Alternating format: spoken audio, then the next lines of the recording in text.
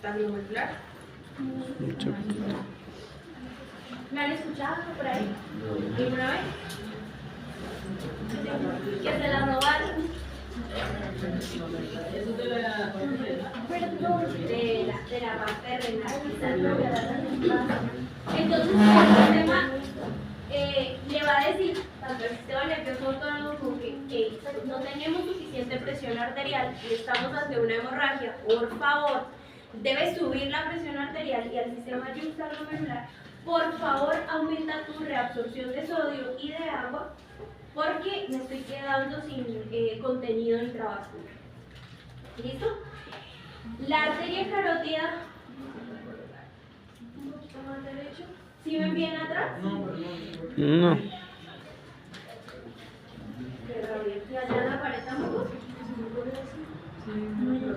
¿Por frente? ¿De frente acá?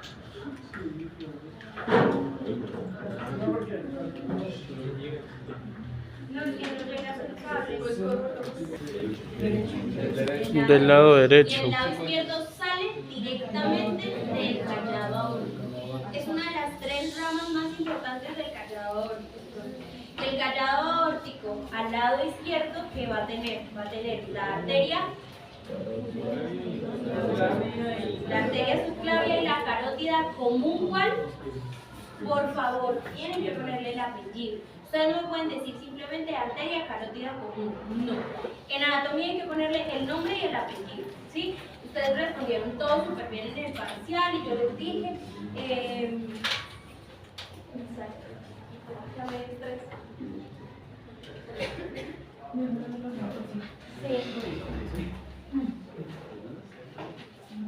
Profe, ¿y pedir un enchufle prestado, una extensión? Que no hay, que la que prestaron se la robaron. Pero yo ya le dije a la profe, por ahí se ve un poquito. Y cállese. A ver. No me molesta, no molesta. Y ahora, ¿dónde le doy? ¿Cuál es la línea? Área primaria del lenguaje sensitivo, Wernicke, y no le ponen el lado. Siempre hay que colocar si es derecho o es izquierdo. Acá en la imagen lo vemos, pero esta es una imagen anterior o posterior.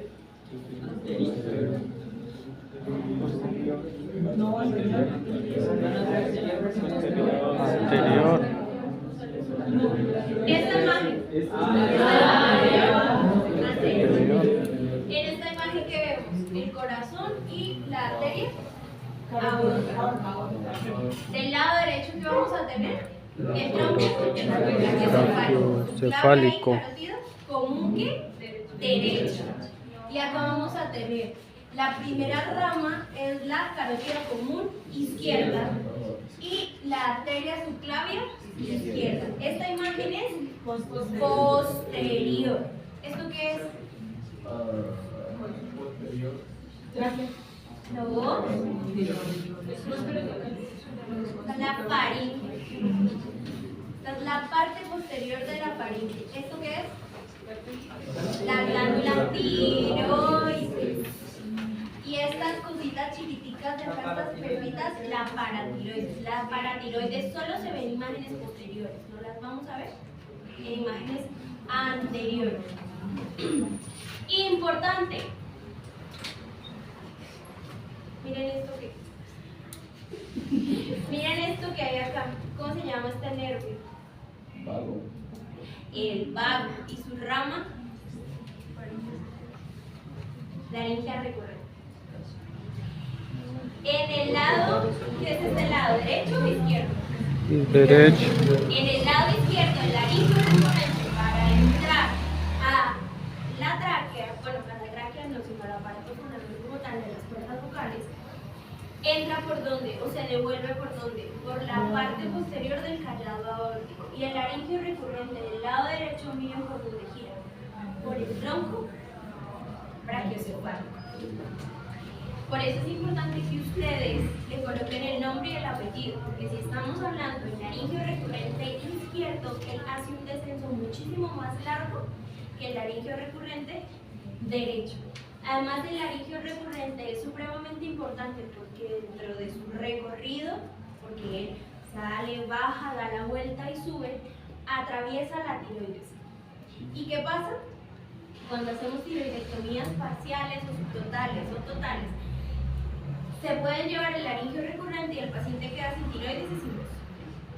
¿Ok? Bueno, recapitulando y hablando específicamente de la carótida. Entonces, siempre vamos a hablar de qué lado es la carótida. Otra cosa súper importante, ¿me regresas la imagen por ti? ¿Este lo puedes conectar?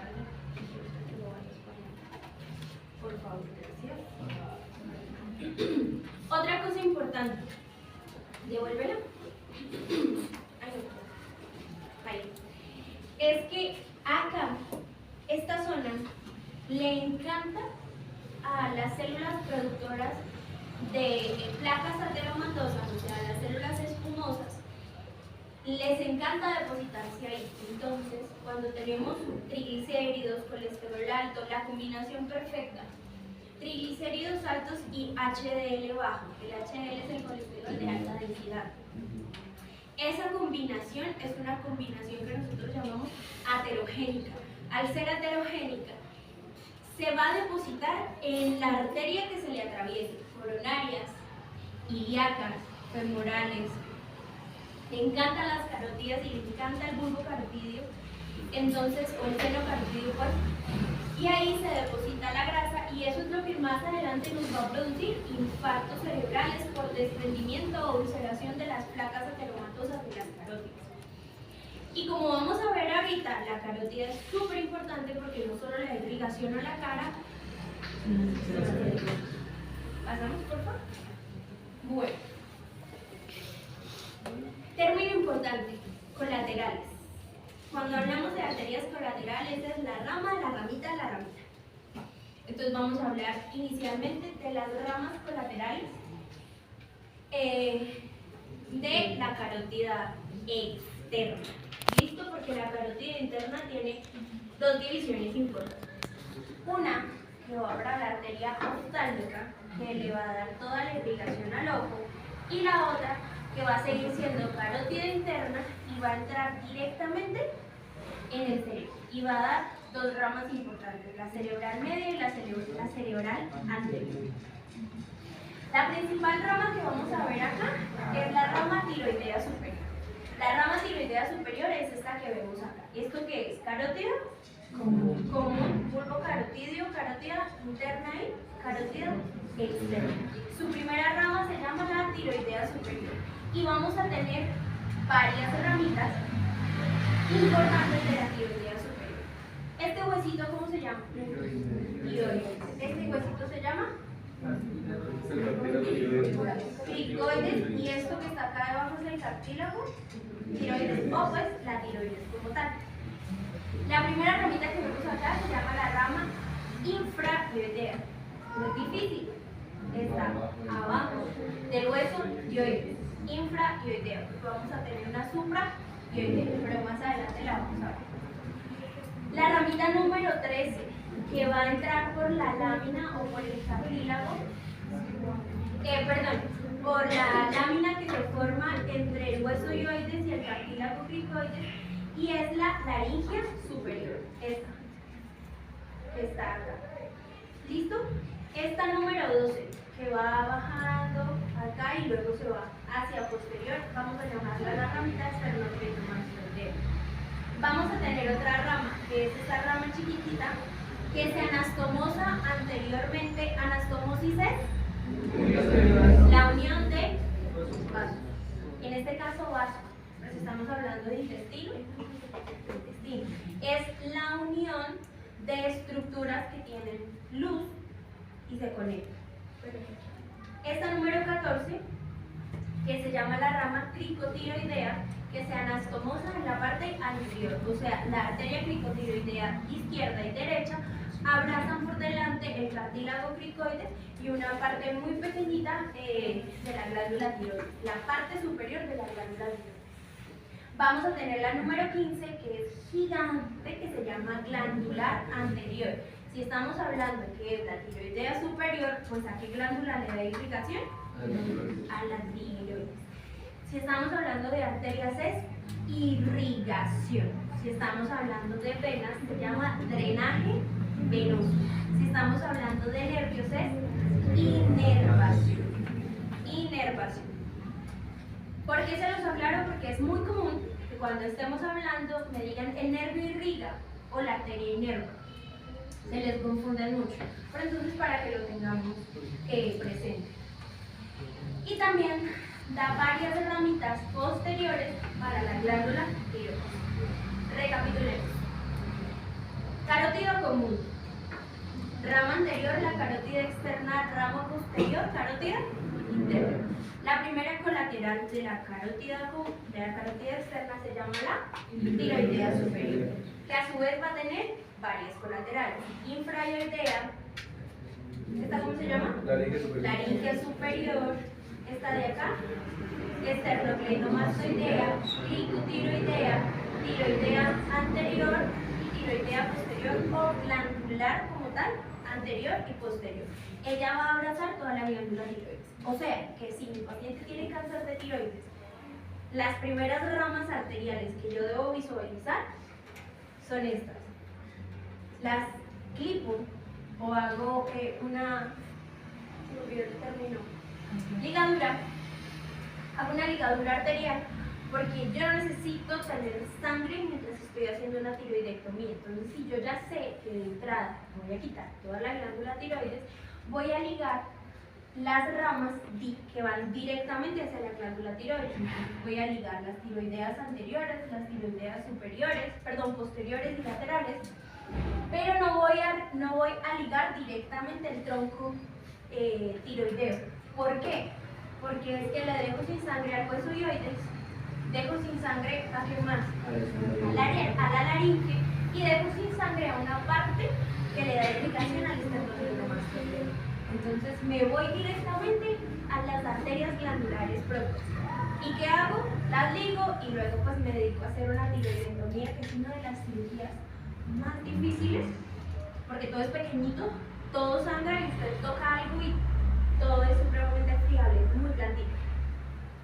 Definitivamente quienes hacen las cirugías de tiroides, los cirujanos de cabeza y cuello son unos magos, porque tienen que empezar a diseccionar el nervio.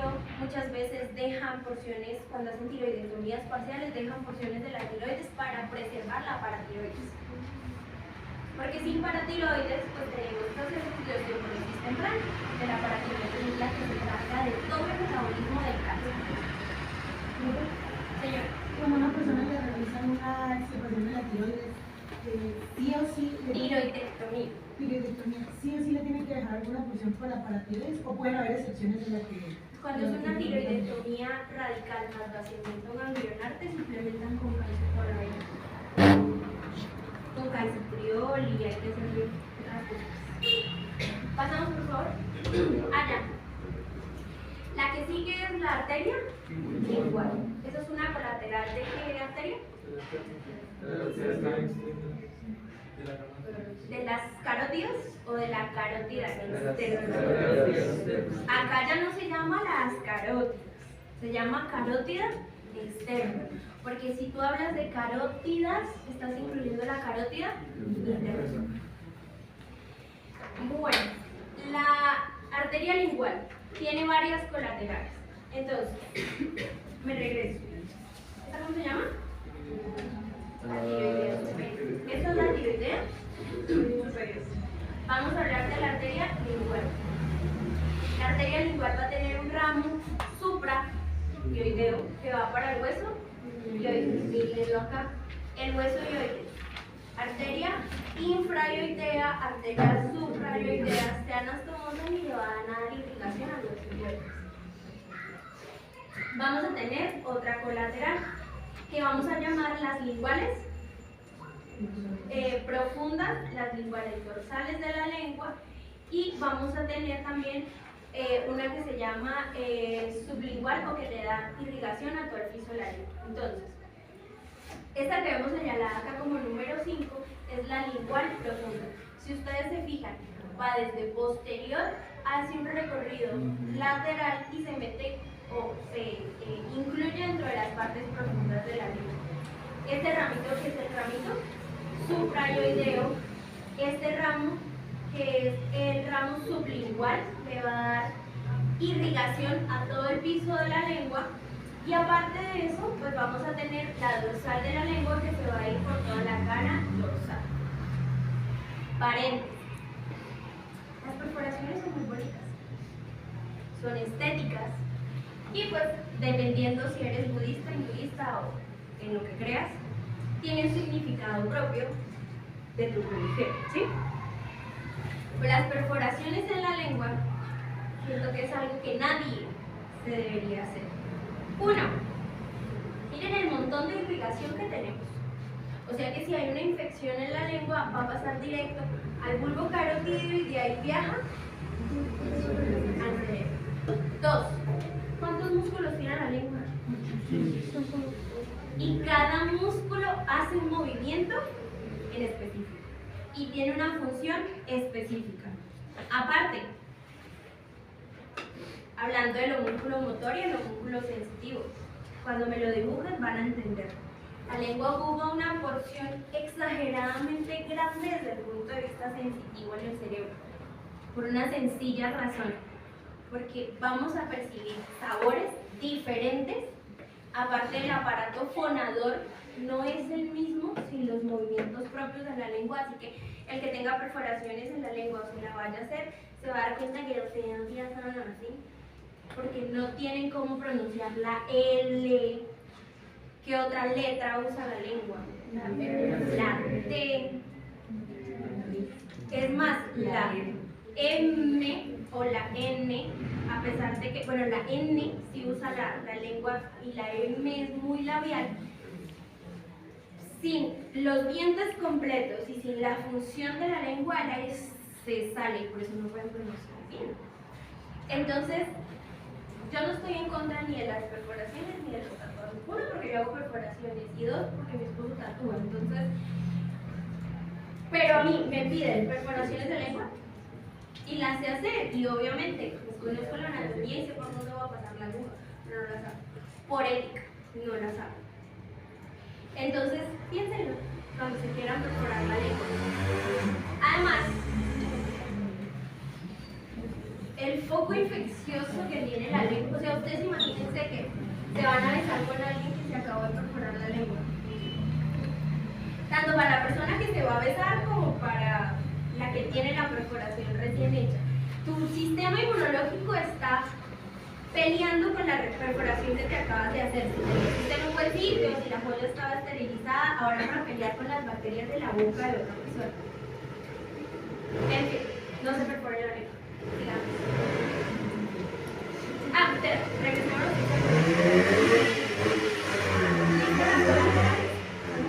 ¿Las entendieron? Es de memoria y repetir. Bueno, recapitulemos hasta acá.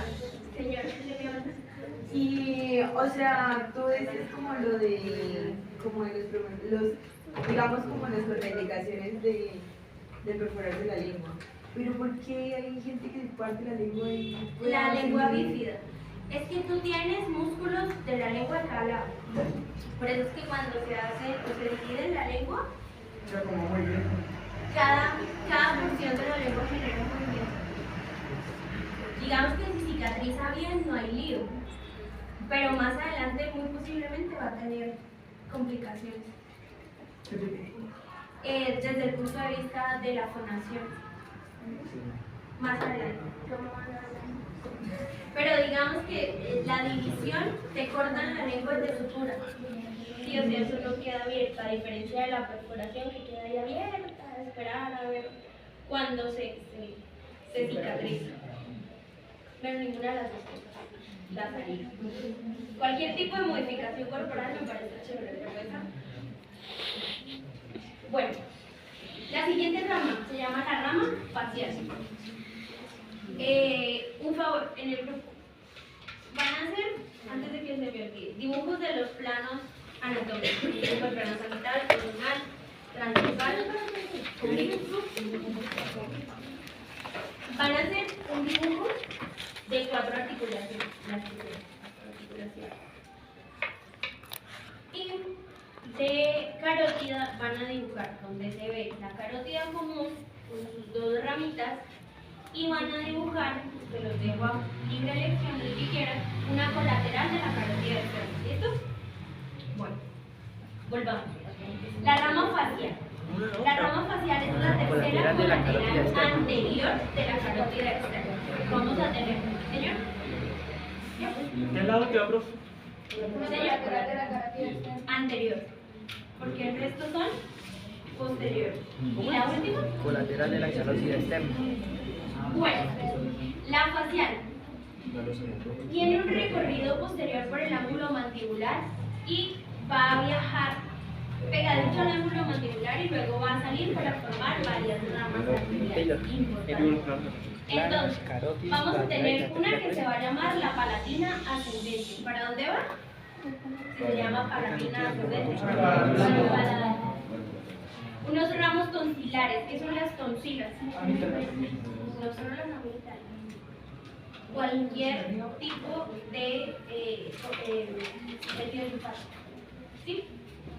Pero en realidad sí, las amígdalas, en este caso. Un ramo submentoniano, que es este que vemos acá, que viaja por todo el arco interno del hueso mandibular. Y unos ramos importantes como estos que van directamente para las glándulas salivares submandibulares. ¿Ok? Dale. Siguiente, vamos a tener que va a tener una que se llaman las coronarias labiales, que son estas que vemos acá, que va para el orbicular de los labios y le da irrigación a la parte superior y a la parte inferior de los labios. O sea que, si ustedes se perforan los labios o se hacen el labret, que es el de acá, uno, con material que no es, o con cualquier otra cosa, o simplemente tienen un fuego, o se vieron un barrito y se les hizo chévere estirparlo y se les sobreinfectó y les hizo una celulitis, mire para dónde va a viajar toda la infección. Por eso la celulitis en la cara se llama celulitis en zonas especiales y debe ser hospitalaria el tratamiento. ¿Ok? Bueno, vamos a tener una rama que la vamos a llamar la rama, o mejor dicho, perdón, las coronarias labiales van a tener una rama superior y una rama inferior que se van a anastomosar con las coronarias del lado contrario, las coronarias labiales, ¿no? No es que ahora digan que las coronarias del corazón salen de la carótida, no. Las coronarias labiales tienen una superior, una inferior y se anastomosan anteriormente. Una nasal lateral, esto porque es importante. La nariz tiene muchísimas arterias. Unas salen de la facial y otras salen de la oftálmica. Son ramitas de la oftálmica. O sea, que si ustedes tienen una infección en la nariz, un barrito, una lesión o cualquier cosa, o viajan, no se pueden regresar, porque de alguna forma la infección se mueve hacia las carótidas o hacia la rama oftálmica. Y la rama oftálmica está muy cerquita del cerebro. Hay una cosa que se llama el triángulo de la muerte o el triángulo de Pilato. Ese es el epónimo de esa infección. Y es la parte superior de los labios, la nariz y hace un triangulito en el entrecejo. O sea que cualquier infección que esté en esa zona me puede producir una meningitis o una encefalitis. Llámese viral, llámese bacteriano, pues por hongos, una infección por hongos en esa zona. Las infecciones por hongos de por sí son muy difíciles, o sea, de que alguien se infecte por un hongo es muy difícil, a no ser que sea un hongo en la uña o en la piel, pero hongos como el mucor son hongos que se dan solamente en pacientes inmunosuprimidos, pero que literalmente si tienen la infección acá se come todo el cartílago, la piel, la grasa y viaja rapidito al sistema nervioso central. ¿Sí es el mucor? Sí. Es uno que crece negro, señor. Una pregunta, si por ejemplo me menciono, yo puedo contraer neurocisticercosis de esa manera. ¿La neurocisticercosis? De esa manera. No. ¿No? La neurocisticercosis, ¿qué infecciones? Es parasitaria. ¿Por qué tipo de patógeno? Por erismatosis. Sí, pero ¿qué patógeno? ¿Cómo se llama? Neurocisticercomas. tiene un nombre. Es un cesto de la familia de los cestos. Es una tenia. ¿Sí? Y esa tenia la da quién? O su reservorio es el cerdo, pero nos da por comer cerdo. El profesor de neurología, el profesor Lizarazo, que va a ser profesor de ustedes algún día, les va a decir, no da por comer cerdo, da por comer como cerdos, que es completamente diferente. Y te puede dar neurosis y cercosis por comer presas, no porque no está comiendo. ¿Por qué? Y tú me vas a averiguar cómo se da el ciclo biológico del cistizar, para que no lo cuentes la próxima clase. Porque no se puede adquirir simplemente por tener una herida abierta. Los parásitos, como los virus, tienen un ciclo biológico. Y ese ciclo biológico siempre es el mismo. Una cosa es el quiste y una cosa es la larva. Eso, no tienes pues que hacerme el tratado de la Newton acerca de cómo se da la neurosis, pero si nos hablas rapidito de qué se da, pues para que lo podamos entender, ¿listo? Tienes que diferenciar completamente el ciclo que se da como larva y el ciclo que se da como huevo. Bueno, hay una rama que se llama la arteria nasal lateral, miren acá está dibujadita, y una rama que se llama la rama angular, que esa es la última, o sea, esa es como la última colateral de la facial. Y vamos a tener una rama gigante, súper importante, que se llama la rama maceterina. ¿A quién le va a dar irrigación? Por cierto, es el músculo más fuerte de todo el cuerpo, porque una mordida es muchísimo más fuerte que, por ejemplo, el cuádriceps femoral con todos sus componentes, con sus 4 músculos, ¿ok? Este músculo es supremamente fuerte, o sea, para la vida. Jamás le metan los dedos en la boca a un niño, jamás, porque les muerde el dedo. Se les hace muy fácil, ay, niño está llorando, vamos a revisar las amígdalas, métale el dedo en la boca al niño, se quedó sin dedo. Aprieta la nariz. ¿Le han llegado casos de señor? De que, ay, pero no me está feístico. Tampoco a los abuelitos. Por eso, Maya. Deja explicar. Que si le han llegado a algún caso, alguien se le haya quitado el dedo. Tuve un paciente hospitalizado 15 días porque un gamín iba a robar el teléfono, no sé, fue y le mordió el dedo. Qué asco ese dedo, estaba picho.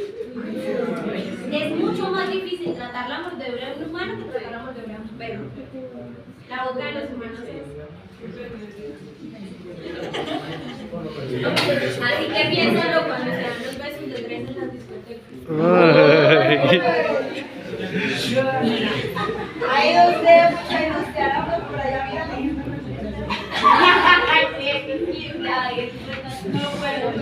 Bueno, la meninge posterior es colateral de la faringe ascendente. Acabamos de hablar, muchas gracias. Acabamos de hablar de las colaterales anteriores, o sea, las que salen de la carótida externa y van anterior. Ahora vamos a hablar de las colaterales posteriores. La primera ramita se llama la faringe ascendente. ¿Dónde está? La faringe ascendente tiene una ramita que se llama la meninge superior, que es esta que está dibujada en la ramita. Faringe ascendente, la meninge superior. Tiene unas propias faringeas que van directamente para el músculo faríngeo y tiene una rama súper importante que se llama la timpánica inferior. Le va a dar irrigación al tímpano. Importante, miren que son supremamente pequeñitas y que se hacen cada vez más profundas. ¿Listo? Pasemos por favor. Vamos a tener una arteria que se llama la arteria occipital. Entonces, la arteria occipital es rama de quién? ¿Qué carótida? Externa. Nos devolvemos. Las ramas anteriores, la primera, ¿cómo se llama? Tiroidea superior. Igual. Ahora vamos a hablar de las que tienen ramas posteriores. La primera se llama faringe ascendente y la otra se llama la occipital. La occipital tiene ramas para Las celdillas mastoideas, o sea, ¿esta cómo se llama? Mastoide. Apófisis mastoide. Importante. La mastoiditis es una inflamación, ya sea de tipo viral o bacteriana, que en la mayoría de los casos es bacteriana en los niños, por una otitis, o que se subdiagnosticaron o que se les dio el antibiótico que no debían. Por eso es tan importante que ustedes estudien farmacología a conciencia. Porque dicen, ay, tiene una otitis, démosle, a ver, me invento un antibiótico que le dé a la otitis, démosle trimethoprim. Entonces el niño le dimos trimethoprim que no le pegaba a la bacteria que causa la otitis, y en vez de otitis simplemente media aguda, ni siquiera supurativa, sino una otitis que a todo el mundo le ha dado cuando va a piscina y le cae agua y se le inflama y le da dolor y malestar, se convierte en una mastoiditis. O sea, las bacterias entran a las celdillas de la mastoides y producen una mastoiditis. Y esta arteria, la occipital rama de la carótida externa, da irrigación a las celdillas mastoideas. La mastoiditis es una inflamación grave, bastante importante, que puede tener lesiones a nivel de las meninges, porque están las meninges ahí pegaditas a la mastoide, ¿ok? Bueno, una auricular, que es esta que vemos acá, va para toda la parte posterior del pabellón auricular. Un ramito también esternocleidomastoideo que va a descender y le va a dar irrigación al músculo esternocleidomastoideo, porque justo está en esta parte una arteria occipital occipital. Estas arterias están dentro o pues están muy pegaditas al hueso, o sea, no son arterias propias de la parte externa del cuero cabelludo, sino están adosadas al cuero.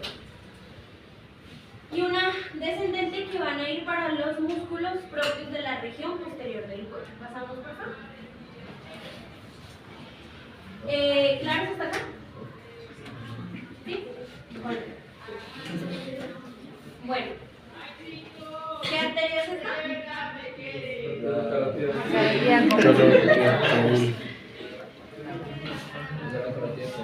Me guardo mis comentarios. ¿Qué arteria es esta? La carótida común. Carótida externa y carótida. Primera rama, tiroidea. Lingual. Facial. Luego va la faríngea. Este que está por acá metidita. No la vemos porque va a caminar. Vemos la occipital y con sus ramitas pues propias, la auricular posterior, y vamos a ver las ramas más superiores de la carótida externa. Ay, mira, de la facial vamos a ver acá la auricular, la nasal lateral y la angular. Tenemos otra rama que se llama la auricular posterior. Esta ramita me va a dar irrigación casi que a todas las porciones del oído externo y a unas partes del oído interno. Tenemos una que se llama la timpánica posterior, que es esta rama que vemos acá, se mete dentro del huesito y va directamente hacia el tímpano. Una auricular,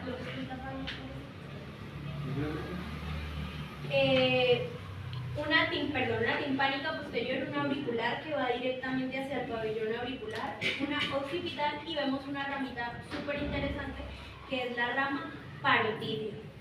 ¿Por qué? Si tocamos por anatomía, la parótida va a estar, uno de sus límites posteriores es la apófisis mastoide. Justo acá, en toda esta porción, vamos a tener la glándula parótida, que es una glándula salival con inervación parasimpática. Déjenlo por ahí apuntado. Sigue, por favor. Y estas son las ramas más externas. Sí, las más superficiales, por decirlo de algún modo. Ahora vamos a ver una de las ramas, aunque la temporal sigue siendo muy externa, pero posterior a la temporal vamos a ver la maxilar interna.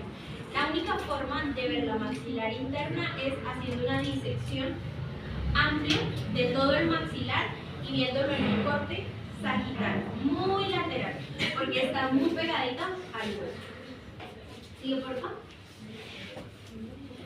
La arteria temporal superficial, como su nombre lo dice, es una de las más superficiales que tenemos y es una que muy fácilmente palpamos. Ponemos los deditos acá. Ahí vamos a sentir la arteria temporal superficial. Arteria temporal superficial. O están muertos.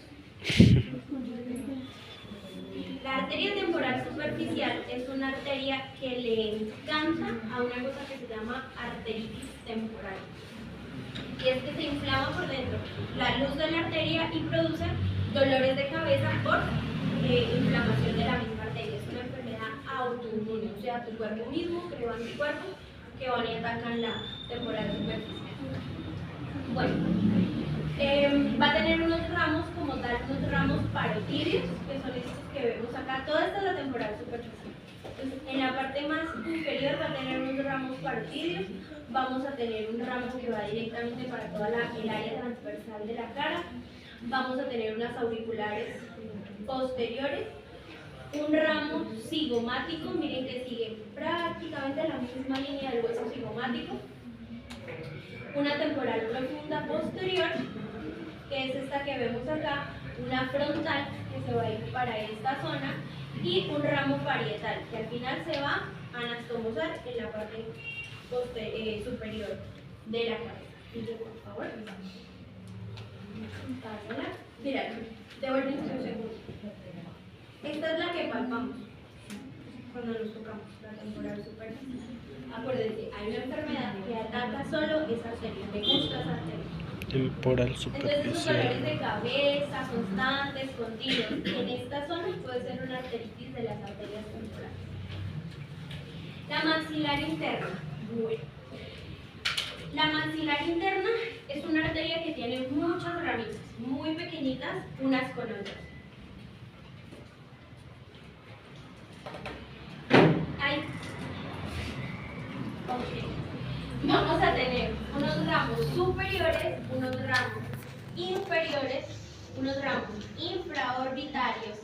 ¿Qué quiere decir? Que el arco dental superior se conecta con el óculo. Entonces, cualquier infección en el diente deben estar muy pendientes porque puede pasar directamente para la fosa orbital. Unas mediales que son las pterigoideas, unas laterales que van para el maceterino y unas terminales como lo es la esfenoparatida básica. En esta imagen vamos a entender todo lo que le acabo de decir. Vamos a hablar de las ramas superiores de la arteria maxilar interna, rama de carótida externa. Vamos a tener este ramito de acá, pintadito en amarillo, que es un ramo que va para el conducto auditivo externo. Se mete por acá y va directamente al conducto auditivo externo. Vamos a tener una ramita, o pues le va a dar irrigación, perdón, a la membrana timpánica y a la articulación temporomandibular. Esto significa conducto auditivo externo y ATM, articulación temporomandibular. Una rama timpánica anterior, que es esta que vemos acá pintadita en verde, este puntito de acá. Una rama meningia media que va a ir hacia las meninges. Una rama meningia accesoria, que es esta moradita que vemos acá. Una temporal profunda media, que es esta que vemos acá. Y una temporal profunda anterior. Estas son parte de las colaterales de la arteria maxilar interna. Las ramas inferiores de la maxilar interna. Tenemos una alveolar inferior que le va a dar irrigación a todo este sector y una rama bucal que va a atravesar el bucinador y le va a dar irrigación a toda la parte del bucinador. ¿Listo?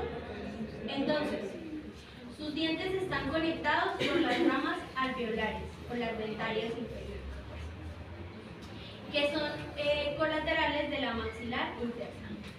Miren acá. ¿Sí ven por dónde se mete? Y le va a dar irrigación a toda esta parte del oído. Pasemos, por favor. Vamos a tener una alveolar posterior que va a seguirle dando irrigación a los arcos, pues al arco dental, una infraorbitaria, miren chicos, una infraorbitaria, por donde se mete, y una palatina descendente que es, recapitulemos, esta es la alveolar posterior, esta es la palatina superior o descendente, miren por donde se mete y le da irrigación a la parte del paladar pues duro, y una infraorbitaria que va a moverse por la fisura orbitaria inferior. Pasemos por favor, mira, devuelve un segundito chiquitico. Esta es la palatina descendente. ¿Sigue? Esta imagen es de la perdón, no estoy pensando en biología. De la tarjeta. Y en la tarjeta, si leyeron la tarjeta, se dan cuenta que le explica cada ramita para dónde va. Y al final hay un cuadrito que le dice, esta arteria irriga tal músculo, tal huesito o determinada estructura. Bueno, este es el resumen de todo lo que acabamos de ver. Esta se llama la arteria maxilar interna y con sus ramitos superiores e inferiores. Los ramos posteriores son estos que vemos acá. Tenemos uno que se llama pterigopalatino y este que está acá que va directamente para el conducto pterigopalatino y va a ir directamente a la trompa faringotimpánica o de Eustaquio y a la faringe. Esta es la más enredada. La maxilar interna es la más enredada de todas las colaterales de la carótida externa. Yo pienso que las otras son muy sencillas. Tiene un ramo medial, que es este que vemos acá, que es pterigoideo. Digamos que toda la parte de pterigoides está bastante irrigado porque es una zona, muscular, bastante muscular y que hace parte como de toda la trayectoria del oído. Sigue, por favor. Otra maceterina. Acá está diseccionado el músculo maceterino, pero esta ramita es otra ramita colateral de la maxilar interna que va para el hueso maceterino, perdón, músculo maceterino. Sigue, por favor. Y esta rama terminal de la maxilar interna se llama la rama esfenopalatina, que va a entrar por el hueso esfenoides y va a pasar por la fosa, pero pasa hacia la fosa nasal y luego desciende, o sea, entra por toda la nariz y desciende para darle irrigación a la parte anterior del paladar duro. Le da irrigación a toda la parte de los cornetes, a los meatos nasales, al seno frontal, que es este que vemos acá, y parte de las semillas etmoidales. Recuerden que el etmoides tiene una parte de hueso esponjoso, donde hay varias celdillas. En esas celdillas es por donde atraviesa el primer par craneal, el nervio olfatorio. Por eso, esta irrigación es tan importante, porque si no se tuviese suficiente irrigación en la zona, no podríamos tener un buen sentido del olfato. Al COVID le gustaba llegar, y ya no, pero todas sus mutaciones ya no hacen ese paso. Le gustaba llegar mucho a la nariz, lesionar tanto las arterias como el nervio, por eso era que daba anosmia. Recuerden que el prefijo A significa sí. Bueno, hasta acá la carótida externa, larga, pero en realidad lo que les dije, la carótida externa tiene varias colaterales, pero la que más cascaritas tiene pues es la maxilar externa, el resto no. Les podría pasar las Si les hablo dos tareas. rápidamente de la carótida interna.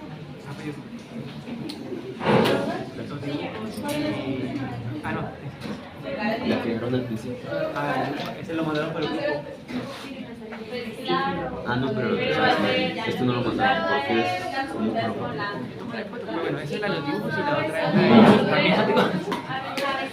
Bueno, no, pero Contreras que me... La carótida interna.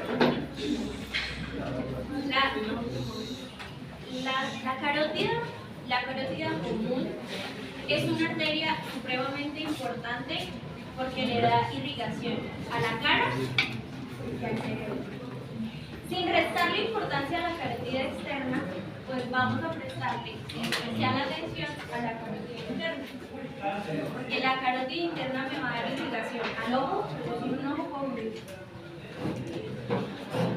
Pero con una lesión cerebral bastante extensa, puedo vivir, pero no en un estado, no con una buena calidad de vida, exactamente. Entonces, yo sin un ojo, si me da una infección y tengo una lesión importante de la arteria oftálmica, pues me quedé sin ver, pero pues me ponen, pongamos una prótesis o algo y estéticamente sigo teniendo un ojo.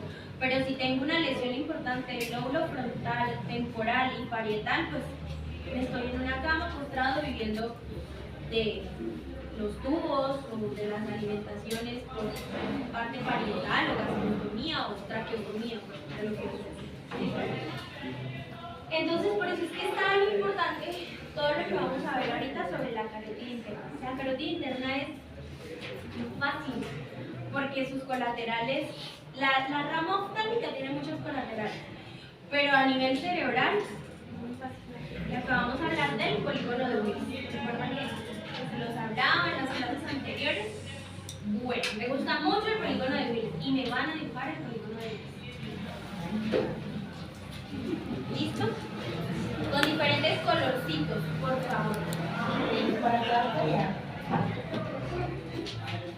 Bueno, dentro del polígono de Willis, yo sé que conmigo no ven negro, pero a mí me gusta negro. No hay nada que hacer. Me van a hacer un dibujito chiquitico de los territorios de las arterias cerebrales. Entonces estamos hablando de frontal, van a pintar de un colorcito y me van a decir el lóbulo frontal que le da irrigación a la arteria. ¿Territorios de qué? De las arterias cerebrales. Eso está en la nete.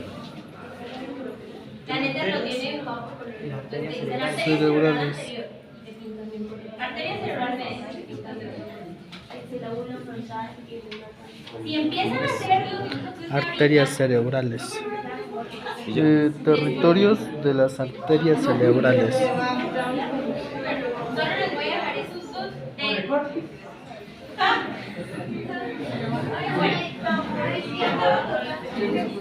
niños. Importante. Entonces, la primera colateral de la carótida interna se llama la arteria oftálmica. Y la carótida interna va a tener varias porciones dependiendo del área de lo que estamos hablando. Va a tener una porción cervical. ¿Por qué se llama cervical? Porque vamos a tener una porción petrosa, que es esta que vemos acá, este pedacito que vemos acá. Vamos a tener una porción cavernosa porque entra dentro del seno cavernoso y vamos a tener una porción intracraneal. ¿Cuáles son las áreas que comúnmente se lesionan? Las áreas cervicales tienen una función bastante importante. La parte petrosa puede tener lesiones, pero como está como tan metida dentro del huesito, no se lesiona mucho, pero ¿recuerdan lo que les hablaba anteriormente del triángulo de la muerte? El triángulo de la muerte drena en el seno cavernoso. Entonces, si el seno cavernoso, hay una trombosis del seno cavernoso, la porción cavernosa de la carótida interna se puede lesionar y esta es la porción intracraneal. Pasa, por favor. Dependiendo del lugar en el que estemos estudiando las porciones de la carótida, pues vamos a tener ramas. Carotidio simpático, tetrapledea. De esto no les voy a hablar mucho en esta clase. En la próxima clase vamos a empezar justo en esta partecita y les voy a hablar de arteria por arteria, porque quiero llevarlos al polígono de Willis. Pásala, por favor. Tampoco les voy a hablar de la rama oftálmica. Pásala, por favor. Pásala. Gracias. Si no, les quiero hablar de esta imagen. Miren, están los dibujitos. ¿Este dibujo dónde es? del anexo. ¿Por qué tienen colores? Porque ya te van a realizar las porciones cerebrales en colores. Entonces, presten especial atención acá. ¿Listo? Porque yo no sé qué les cuesta tanto el polígono de Willis. El polígono de Willis es supremamente fácil. Lo primero que voy a pintar, carótida interna. Vamos a hablar inicialmente de circulación anterior y ahorita les hablo un poquito de la circulación posterior. La carótida interna me va a dar dos ramas importantes, la arteria cerebral anterior y la arteria cerebral media. Siempre vamos a hablar de cerebral anterior o cerebral media del lado que estamos hablando, de la izquierda. Vamos a tener una arteria que se llama la arteria comunicante anterior, que va a hacer que se conecte el riego arterial del lado derecho del lado izquierdo. Me va a unir las arterias cerebrales anteriores. Y vamos a tener una ramita que sale directamente de la carótida interna, no de la cerebral media, sino de la carótida interna, y se va a unir a la cerebral posterior y se llama la comunicante posterior. Entonces, ¿cuántas ramas les hablé? Les hablé de tres principales.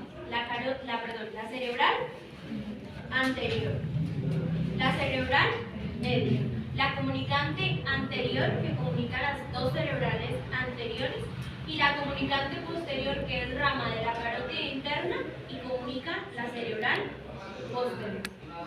Esto es circulación anterior, cerebral media y cerebral anterior. Y la circulación posterior es de la cerebral posterior.